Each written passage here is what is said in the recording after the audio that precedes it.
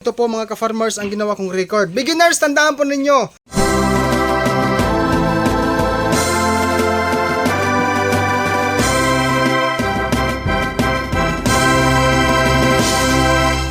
Napaka-importante po niyan. Hi mga ka-farmers, magandang araw po sa ating lahat. Nais ko pong ibahagi sa inyo ang update po sa aking isang baboy inahin na yellow ear tag. Yung kanya pong kalagayan sa kanyang pagbubuntis ay 111 days old na po siya mga ka-farmers, no? 111 days old na po siyang nagbubuntis. Malapit na po siyang manganak mga ka-farmers. So gusto ko lang i-disclaimer na ang akin pong mga words o mga wordings na akin pong bibitiwan ngayon sa video na ito ay base lang sa akin pong mga natatanggap na mga pangyayari o kaganapan sa akin pong pang Pinobring Small Backyard Piggery. So number 1 guys, today sa video na ito, sa akin pong nabanggit nga ay 111 or 111 days old na po siyang nasa gestation stage mga ka-farmers. Tapos ang guys, ang akin pong record, no, base sa record ko, na AI namin to ang baboy inahin na ito. It was July 31 this year, 2024, no? So, pagkatapos naming na AI siya sa araw na yon, nag-start po si Dodong Villaran nagpakain sa kanya ng Mama Pro Developer Pigrolac brand of feeds, gestation feeds. Yan po mga ka-farmers, ang akin pong pinakain sa kanya mula noong pag-AI hanggang sa araw na umabot siya ng 106 days old na nagbubuntis. Ayan. So today mga ka-farmers, ang akin pong pinapakain sa kanya, lactation stage na po. Okay, disclaimer lang, ang ginawa kong pag-feeding sa kanya ay akin lamang po na desisyon, no? Mama Pro Milk Maker ay sinimulan kong pinakain siya pagsapit niya sa edad na 107 days old since AI. Ayan, tignan natin mga ka-farmers. Ayan o. Yan, medyo namamaga na po ang labasan ng kanyang biik. Noong November 15, yun nga, nag 107 days old po siyang nasa gestation stage, no? Yung pagbubuntis niya simula pag AI na edad. So nag-start po akong nagpakain ng Mama Pro Milk Maker Pigrolac brand of feeds, no? Gestation feeds, no? So yun ay isa sa mga ginagawa kong desisyon base lang sa aking obserbasyon sa aking baboy inahin na ito. Dahil nung pagsapit niya ng 107 days old since AI, nakita ko sa kanyang udder, no? Mga beginners, yung udder, yung pong area ng kanya pong mga labasan ng gatas, no? Yung sa ilalim ng kanyang tiyan. No? Sorry guys, hindi ko pwede magitin yung word kasi bawal po Tapos, since nakita ko or base sa aking observation mga ka-farmers na maliit pa ang kanya pong labasan ng mga gatas niya, ay nagpasya ako na nilipat siya sa pagpapakain ko sa kanya ng lactation feeds. Yan po mga ka-farmers. With feeding po ako mga ka-farmers. Yung regarding po sa feeding ko, yung number 3 yung regarding po mga ka-farmers sa feeding ko sa kanya, noong guys, base sa aking record, noong pong day 1 to 7 from the date of AI, ang pinapakain ko sa kanya ay 2 kilos per head per day. Hinahati ko lang po yan sa 3 bisis na pagpapakain. Kasi po si Dodong Villaran, disclaimer lang ulit, thrice a day po akong nagpapakain sa akin pong baboy inahin. Yang pong 2 kilos per head per day sa baboy inahin guys, hindi po sa patiners. Yung pong 2 kilos kasi na per head per day, hinahati ko po sa 3 bisis na feeding sa kanila. So yun nga, ulitin ko lang, day 1 to 7, ang akin pong feeding sa inahin na to ay 2 kilos per head per day. Day 8 to 90, 2 kilos hanggang 2.8 kilos per head per day. Yan. So, pagsapit ng day 91 hanggang day 100 po, yung pong 3 kilos per head per day pa rin. Tapos, noong araw na day 101 hanggang day 110, 3 kilos per head per day pa rin. Pero guys, pagsapit po today sa video na ito, sa pag-filming ko ngayon sa vlog na ito, ay pang 111 days na po siya, base po sa feeding program na akin pong binabasihan ngayon sa baboy inahin na feeding guide, ay sabi ng mga eksperto Pagsapit ng 111 days or 3 days bago manganak ang baboy inahin, ay kailangan po siyang bawasan ng unti-unting babawasan ang dami ng pinapakain sa atin pong baboy inahin. Okay, mga beginners, tandaan po natin ha. By the way, nandiyan naman po sa description ang link po ng feeding guide para sa dumalagang baboy at para sa baboy inahin na nagbubuntis. So today, 111 days na siya. Kaya binabawasan ko guys ang pakain. Nagiging na lang guys. Kaninang umaga, mga 3/4 kilo na lang. Thrice a day feeding pa rin po mga ka-farmers. Tapos kaninang lunch po, ginawa ko na lang po na yung 3/4, that is 75%, ginawa ko na lang na 65% kaninang lunch. So mamayang hapon, pwedeng gawin ko na 65% pa rin.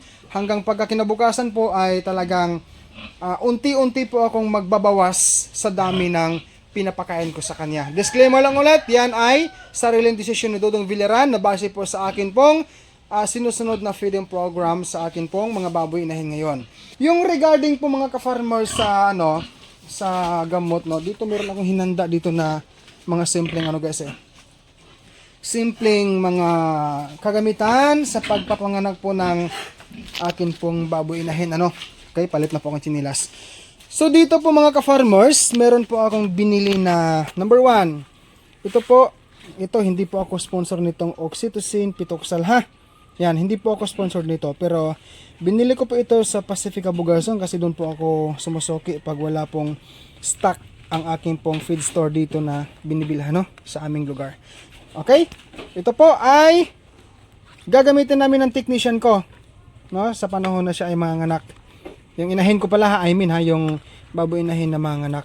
Tapos meron po akong hinanda na o binili na Enrofloxacin Bacterid. Okay, hindi po ako ulit sponsor nito, pero base lang sa aking pong natanggap na mga suggestions, mga turo ng aking brand technician mula pa noong nagkilala kami. Ito po ang kanyang ginamit, kasabay po ang vitamins na injectable na meron siya na kanya pong ginagamit, yung pong Bixan SP injectable vitamins. Ayan. So ito meron naman dito guys na ivermectin. Ito hindi pa naman to kasi pinupurga to ang ang mga baboy gamit ito. Yan. Yan, pasensya na ho. Medyo nag-urine ang aking isang red tagsaw ha. Pasensya na ha.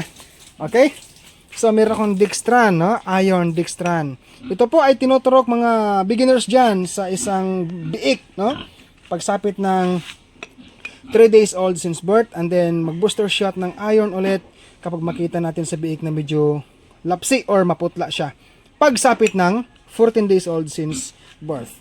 Yan, meron din po akong Mistral, Honestly mga ka-farmers, ito hindi natin ikakahiya ito ha. Kasi nga, itong isang Mistral, akin pong tinabilang ito, tinago ko, noong nagkaroon tayo ng isang pangyayari na hindi po pinalad si Dodong Villaran sa lumang baboy inahin ko. Yung unang baboy inahin ko noon na akin pong bininta, alam naman po ninyo siguro lahat kung inyo pong napanood ang video na yon, na bago ko siya bininta ay talaga namang minalas talaga si Dodong. Hindi po tayo pinalad, hindi po ako sinurte sa baboy inahin na yon dahil nga po merong mga reason kung bakit ganun ang mga pangyayari. Isang biik lang po ang lumabas nun. Yun nga lang, bad news kasi wala na pong buhay. Pero by the way, Dodong Villaran ay patuloy pa rin pong nag-thank you kay Lord. Okay, so yan po aking sinasabi na let us give thanks to the Lord our God in good time or in bad time mga ka-farmers. Yan. So dito, may dalawa tayong Mistral. Ito po ang isa para sa isang baboy inahin. At ang isa naman, ito ay para sa isang baboy inahin ko. Okay, by the way guys, isingit ko lang, 97 days old gestation stage. Tapos, meron ako ditong hinanda na yung nilalagay sa labasan ng ihi ng baboy inahin. Yan, Uterex, Ito po ay pamparaspa sa inahin, Tumutulong din po ito sa paglilinis sa looban ng baboy inahin after siyang manganak. Yan. Okay, syempre po kasama pa rin po ni Dodong Villaran ang King's Vita Plus Animal Feed Supplement. Ito po ay kompleto sa vitamina, minerals, amino acid, electrolytes, essential elements at probiotics po. Okay? So yan mga ka-farmers, kasama ko po yan, itong King's Beta Plus Animal Feed Supplement sa aking baboy inahin at sa aking pong mga fatteners. Ayan. So dito guys, talagang makikita natin na ang aking pong babuyan dito, kahit ganito lang po ang image, pero ako po ay thankful pa rin sa ating Diyos dahil nga po, ito po ay kabilang po sa mga blessing, no? Sabi nga nila, count your blessing in your life. Honestly, patuloy po akong nagmumonitor, no? Kasi ngayon maaraw, umuinit na naman po, ayan. Kaya sa katotohanan lamang, katatapos ko lang nagkuskus na naman sa sahig, sa pasungan ng dalawa kong baboy inahin. Ayan, okay? Tingnan natin ha. Yan, malinis na po yan. Kahit na meron pong mga brown, black na color. Dito meron din. Honestly, ginamitan ko kasi to mga ka-farmers ng steel brush. Kung ganun pa man, pagpapatuloy pa rin, no? Continue pa rin po akong linis dito, linis doon sa akin pong area, sa akin pong baboy inahin. Bago tayo mag-end sa video na ito po mga ka-farmers ang ginawa kong record. Beginners, tandaan po ninyo, pag meron tayong mga baboy inahin, kailangan po meron tayong record na ginagawa. Napaka-importante po niyan. Yung record na atin pong gagawin mula AI hanggang siya ay manganak. Ito po, breeding date, July 31, 2024. Ang first checking ko sa kanya was August 21, 2024. Non-rehet. Siya po ay 21st day noon since AI. Tapos, ang second checking ay September 11, 2024. Non-rehet again, 42 days old siya noon since AI. October 24, 2024, nag-inject ako sa kanya ng iron 5 ml. 85 days old siya noon sa gestation stage. November 13, 2024, purga ako ng latigo 1,010 grams sa kanya. Siya po noon ay 105 days old na nagbubuntis. Tapos, ang borsemi na ginamit namin ay F1 Brown Durok. Due date po, estimated na kapanganakan ay November 22. Ito po ay batch niya first parity.